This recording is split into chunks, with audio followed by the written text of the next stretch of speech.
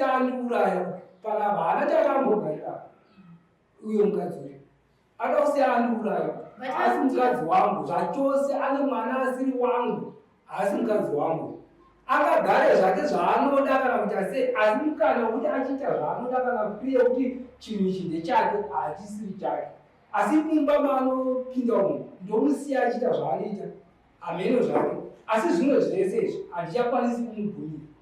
handidi kumbokunyepera ipapo nokuti inini ndinokuwara nekuda kwake nekuda kwokuti inini mumupe mukana wekuti ndimuitire zvinhu zvaari kuda iyi hazvichakwanisi munhu yakashata pandiri ende kutogara zvake zvoutsinye zvokuda kutondikuwadza kwete zvoutsitsi kana zvechii zvokuda kundiuraya kuda kundisiya ndiuraya ozobva abva pano ende haambobatiki. And more stories. Tune into Zim News Bit TV with Robert Tafumani.